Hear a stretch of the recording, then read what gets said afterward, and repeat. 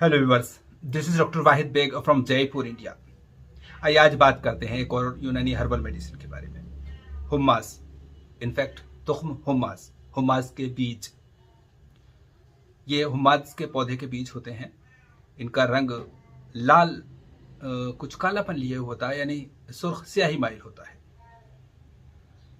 इनका मिजाज सर्द व खुश्क दूसरे दर्जे में होता है और खुराक 3 से 5 ग्राम तक ली जाती है।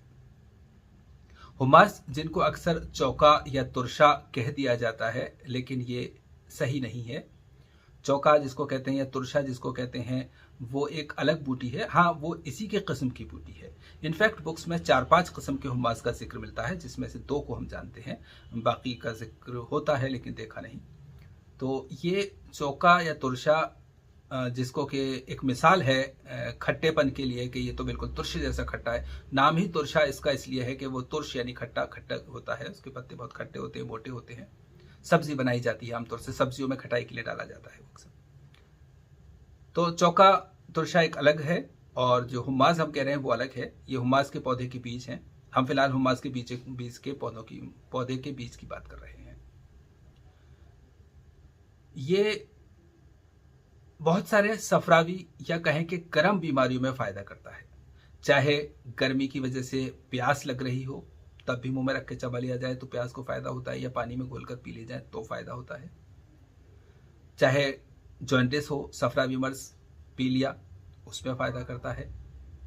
चाहे हाथ पैरों में जलन लगती हो, वहाँ भी फ़ायदा करता है। या गर्मी की वजह से जो पेट में जलन है या आंतों में जख्म है, हरारत, उनमें भी फायदा करता है। हालांकि हुम्मास के बीजों को हमेशा ही, जब इनको और ज़्यादा इफेक्टिव बनाना होता है, ख़ासतौर से मैदे और आंतों के लिए, तो इनको भून कर या बिरियां करके इस्तेमाल करते हैं, चूँकि ये काबिज़ होते हैं।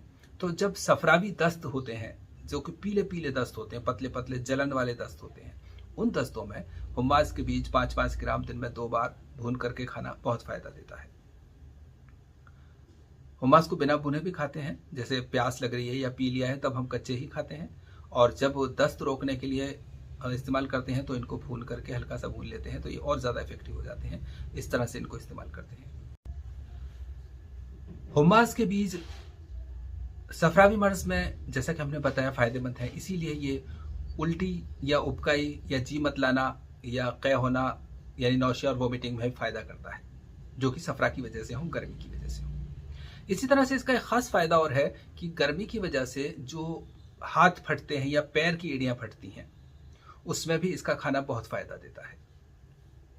लेकिन चूंकि ये गर्मी को कम करता है या ख़त्म करता है, इसीलिए कुछ केसेस में कभी कभी जो सीने के अमराज होते हैं, जो खांसी है या कंजेशन है, वो बढ़ सकता है, वहाँ पे ये प्रॉब्लम हो सकती है। तो वहाँ इस बात का ध्यान रखा जाता है। इसके अलावा बहुत ज़्यादा दिनों तक खाना, कई महीनों तक खाना, कुव्वत बाह को कमज़ोर करता है।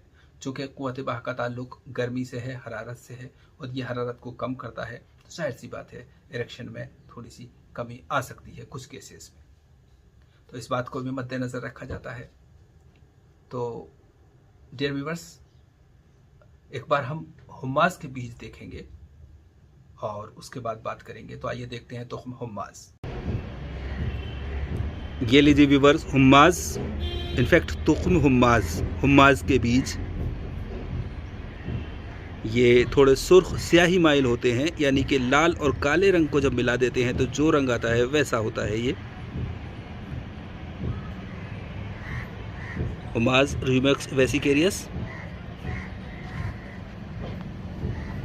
अगर इसको हम नज़दीक से देखें तो इसका शेप ज़्यादा आसानी से समझ में आएगा। इसका शेप, साइज़ और कलर। इसको लाल बीजबंद भी कहते हैं। और जो बीजबंद होता है वो ये होता है, इसको सिर्फ बीजबंद या काला बीजबंद भी कहते हैं। हालांकि इस बीजबंद का वीडियो हम अपलोड कर चुके हैं, लेकिन कंपैरिजन के लिए इस वक्त भी दिखा रहे हैं। इसका शेप और साइज़ देखिए, और इसका इस्तेमाल भी अलग होता है, हुम्मास का इस्तेमाल भी अलग होता है। दोनों अलग अलग पौधों के बीज हैं, लेकिन फिर भी आम ज़ुबान में इसको काला बीजबंद और इसको लाल बीजबंद कह देते हैं। तो ये तुख्म हुम्मास।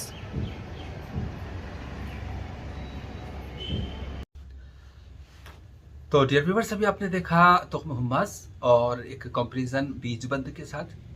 चूँकि तुख्म हुम्मास को आम ज़ुबान में आम पंसारी लाल बीजबंद के नाम से जानता है, जबकि दोनों बिल्कुल अलग अलग हैं, अलग इनके फंक्शंस अलग हैं और इनका दिखना अलग है, हर तरह से ये अलग हैं, लेकिन फिर भी इसको लाल बीजबंद के नाम से जाना जाता है। तो इस बात का ध्यान रखा जाए। हुम्मास को दूसरे मुरक्कबात में भी इस्तेमाल किया जाता है, लेकिन तन्हा भी इस्तेमाल कर सकते हैं, अकेले भी इसको इस्तेमाल कर सकते हैं। तो डियर व्यूअर्स, ये था तुख्म हुम्मास के बारे में।